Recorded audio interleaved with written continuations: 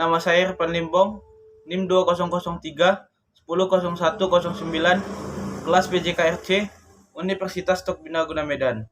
Baik, di sini saya akan menjelaskan materi tentang profesi pendidikan dengan tema 1, metode pengajaran, 2, alat pengajaran, 3, media pembelajaran, 4, bahan pembelajaran.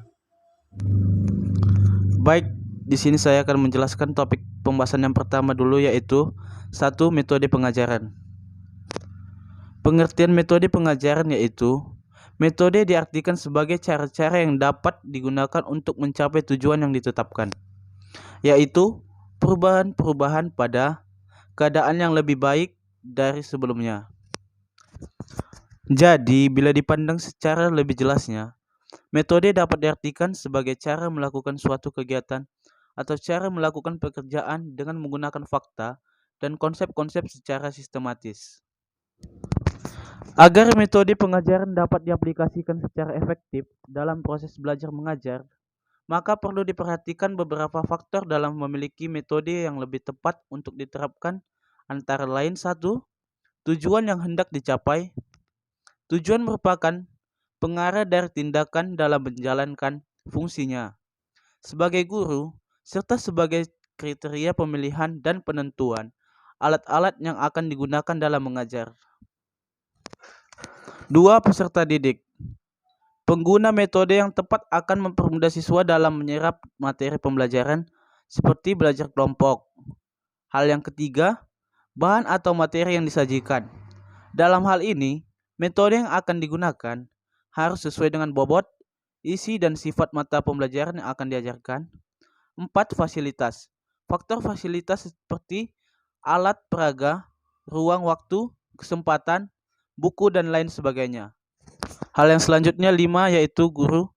Berhasil atau tidaknya suatu metode adalah tergantung kemampuan dan keterampilan seorang guru dalam mengelola metode. 6, situasi.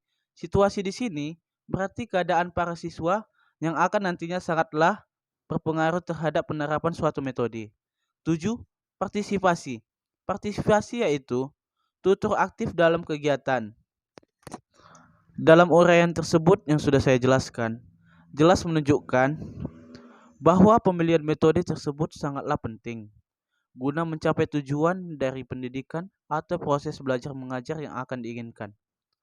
Pemilihan metode ini sangat erat hubungannya dengan kemampuan dan keterampilan seorang guru dalam mengaplikasikan serta mengembangkan metode yang akan dipilihnya.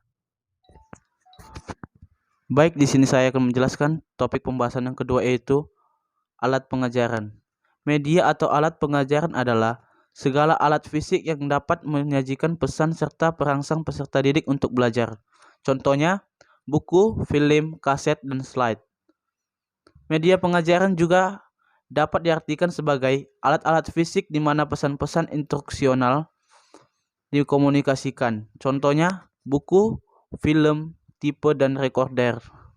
Selanjutnya adalah topik pembahasan yang ketiga, yaitu media pembelajaran. Saya akan menjelaskan pengertiannya terlebih dahulu. Media pembelajaran adalah media yang digunakan untuk membantu merangsang pikiran, perasaan, kemampuan, dan perhatian siswa dalam proses belajar mengajar di kelas. Media tersebut dapat berupa alat ataupun bahan mengajar. Dan di sisi lain, di sini dijelaskan bahwa media pembelajaran juga memiliki arti, yaitu alat atau bahan, segala sumber daya yang digunakan dalam proses penyampaian informasi kepada guru atau murid, baik berbentuk fisik ataupun berbentuk lunak. Selanjutnya, topik pembahasan yang terakhir, yaitu bahan pembelajaran. Bahan pembelajaran merupakan komponen penting yang sangat harus dipersiapkan guru sebelum melaksanakan kegiatan belajar dan pembelajaran. Kelengkapan bahan pembelajaran akan membantu guru dan murid dalam kegiatan belajar. Lebih dari itu, bahan pembelajaran merupakan komponen yang sangat menentu bagi tercapainya tujuan belajar dan pembelajaran. Bahan pembelajaran yang lengkap dan disusun secara sistematis dapat menciptakan proses belajar dan pembelajaran yang efektif dan efisien. Kualitas bahan pembelajaran juga merupakan salah satu faktor penentu bagi proses belajar dan pembelajaran.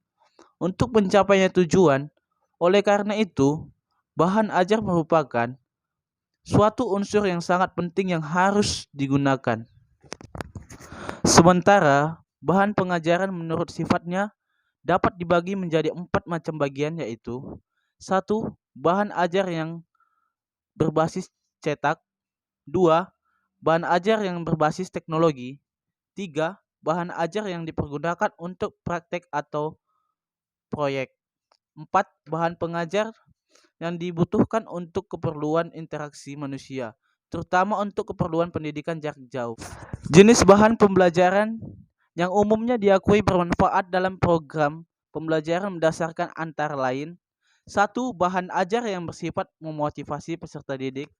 2. Bahan ajar yang bersifat pengajaran. 3. Bahan pengajar lanjutan. Oke, baiklah, demikianlah hasil penjelasan yang saya sampaikan tentang profesi pendidikan. Apabila ada kata-kata yang kurang berkenan, saya mohon maaf dan terima kasih. Dan sampai jumpa di lain video.